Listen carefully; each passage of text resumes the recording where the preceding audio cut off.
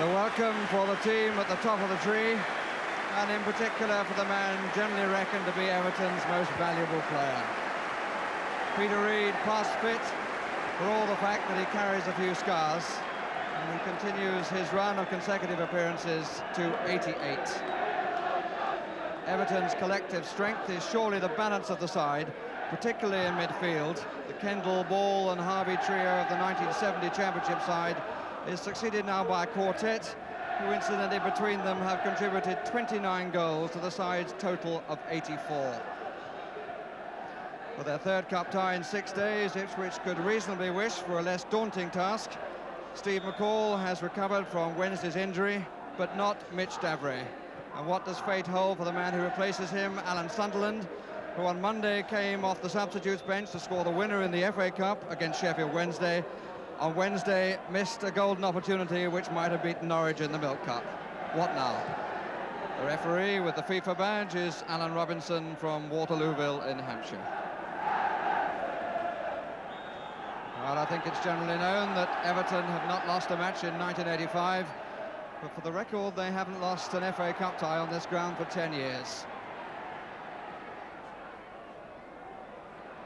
Everton attacking the goal to our left. Andy Gray gets his first touch, and a good one.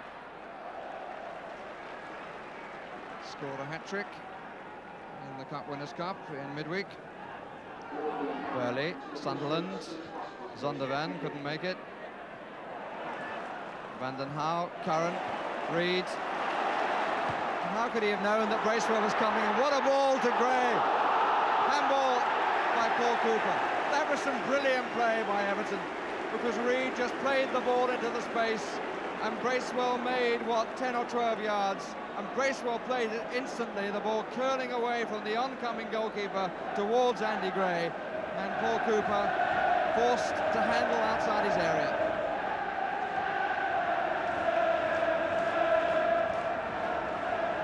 Sheedy takes, and scores! No, says the referee. I didn't tell him to take it. So 2 in the net for Everton, and neither counts. George Burley coming forward. The ball's been taken slightly further back, and Gates is complaining about that. Well, that makes a change. Sheedy again, goes for the other side. Brilliant! Absolutely brilliant!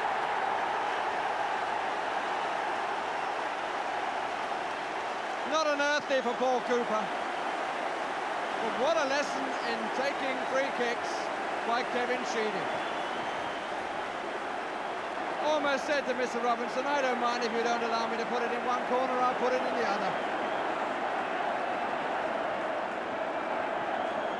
6 minutes, the cup holders, the potential champions, the unbeaten side in the country, take the lead.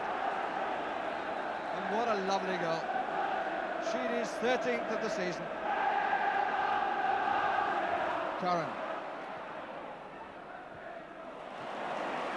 Ratcliffe to Sheedy. There are some magic moments from Everton here. Stephen.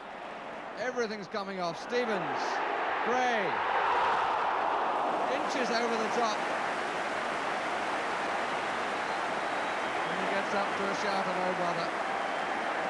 Listen to the noise around Goodison Park.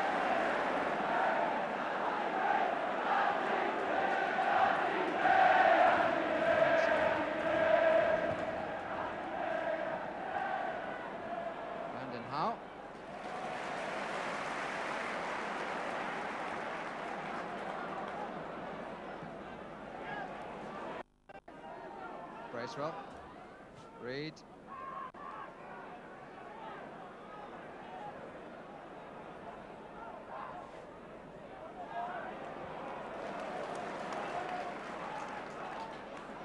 Van den Houw, far by Burley,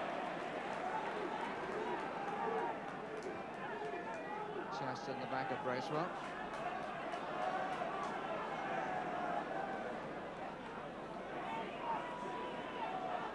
Has gone to the far side. Mountfield is behind him. Mountfield challenged well by Butcher. Stephen, Reed, Stevens.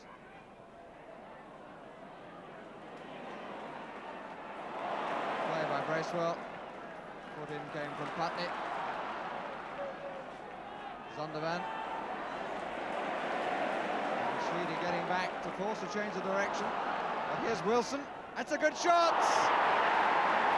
And it goes through Neville Southall, who up till now has been a spectator.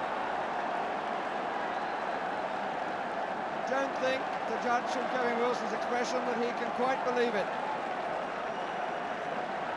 But it wasn't a truly hit shot, and it squirmed its way underneath Neville Southall for one apiece. A goal in the 15th minute, and to be truthful, making nonsense of the balance of play in that first 15 minutes.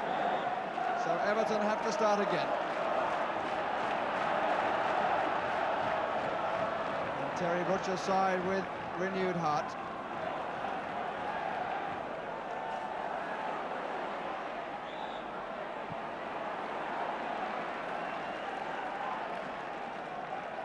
It was on this ground that Terry Butcher made his debut in April 1978, just before Ipswich won the cup.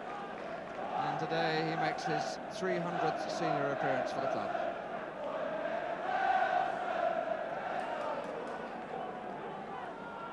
Three up for Ipswich.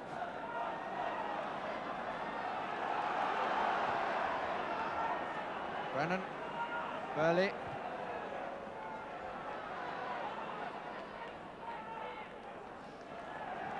Neville Southall has played so well for Everton during this season, but a goalkeeper cannot afford to make even one error. Afraid that one will haunt him if Everton can't put it right for him.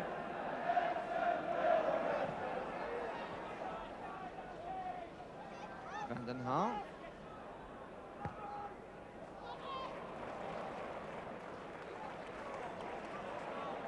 Stephen.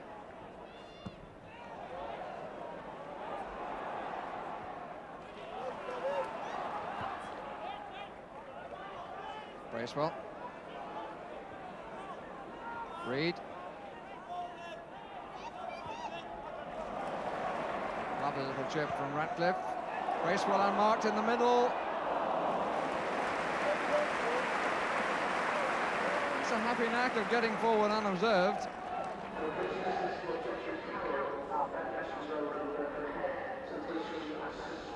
McCall.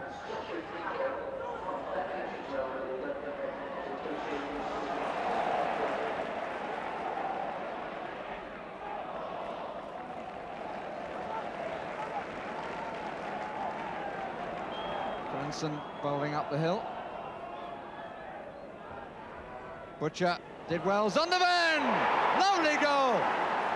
Lovely set-piece goal.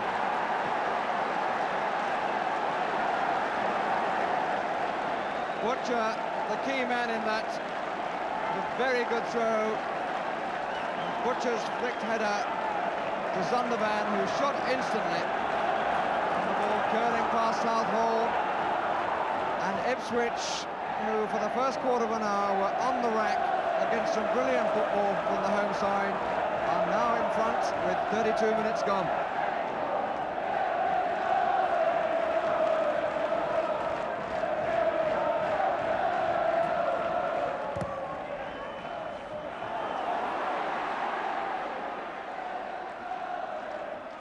Bracewell.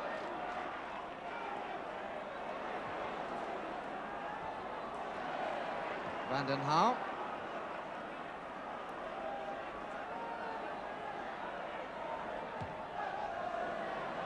Well claimed. Ian Cranston, who took the throw. He's got a battle on his hands against Andy Gray, but certainly used his long throw to great effect then. Butcher. Brennan. Putney was flattened by Reed, a little late. Zondervan. And the referee's given a free kick against Sheedy, and that surely will be a booking, because Zondervan was clear and Sheedy got his ankle, not the ball.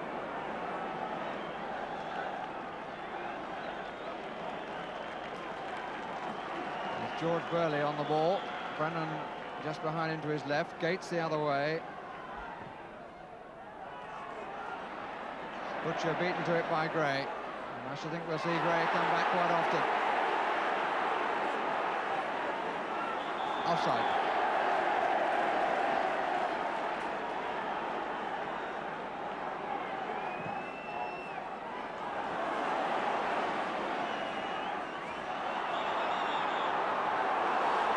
Ball was out of play.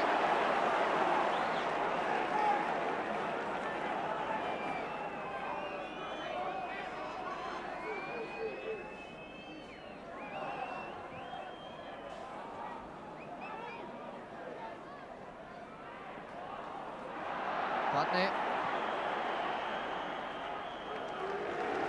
And half-time it is. Kevin Sheedy giving Everton the lead. Wilson getting the equaliser, a mistake by Neville Southall. Zondervan giving Ipswich a 2-1 lead.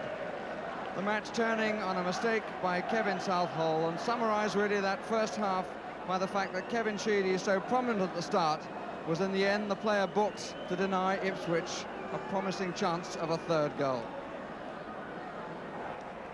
All credit to Bobby Ferguson's side, who picked themselves up not only from the defeat by Norwich in the Milk Cup, but also by the start that Howard Kendall's Everton made in this match.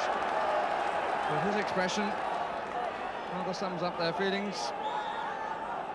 Started so well, but start the second half, 1-2 down.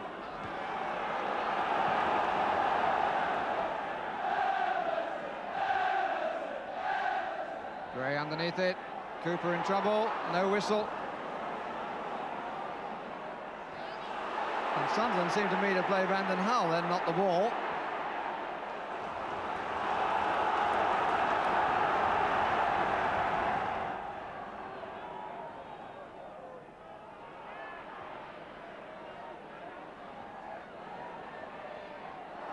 Wilson.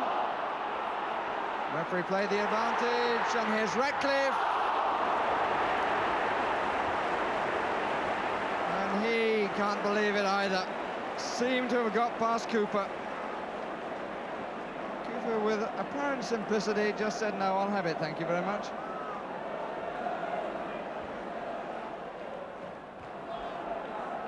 Brennan.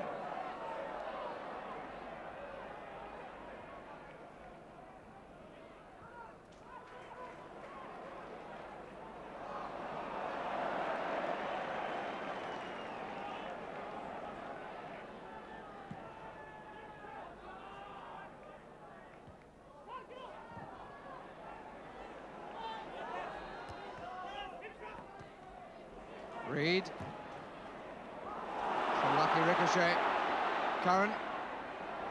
Gray! No! The goal was yawning. And he stays an awful long time with his hands behind his head. And the front part of his head missed a golden chance. Wilson. Up comes Putney, worth having a crack. Wilson to the left, he does go for the crack. A corner.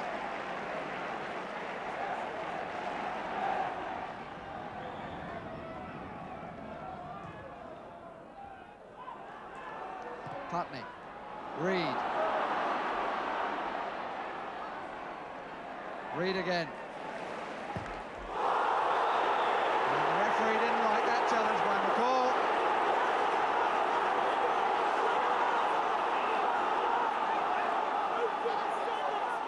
And another booking.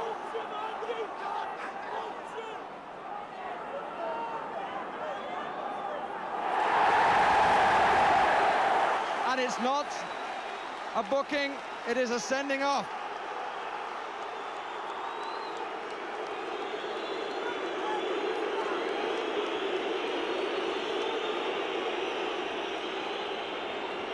And away goes Steve McCall.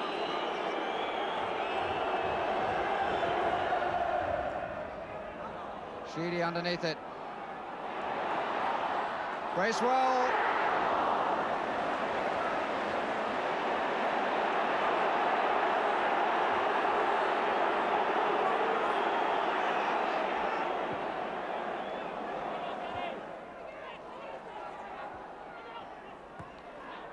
Reed. Stephen. Gray far side. Reed in the middle of the box. Stephen still with the chance. And the referee says no. And the linesman didn't react either. And I must say I find that very difficult to understand, because it was a genuine attempt by Stephen to get round his man, and it seemed to me that he was certainly tripped at the end of it. Otherwise he would surely have carried on. He was so certain he was going to get the penalty. Reed. Yes, he's made the gap. Van den Hauwe. Yes! Mountfield has done it! The hold on the cup has been re-established.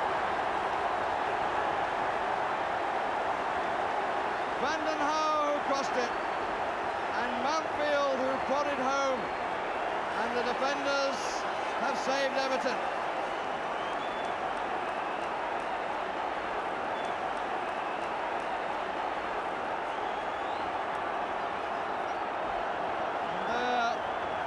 Expressions of huge relief, and on the other bench those of huge disappointment.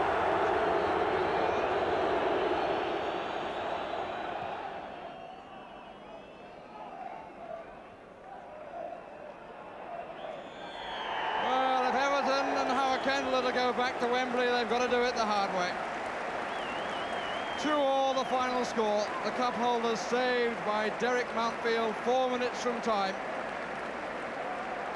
Neville Southall, whose mistake allowing Kevin Wilson to equalise the opening goal of the match, in the end is saved and doesn't end as the villain of the piece. Well, our final cup tie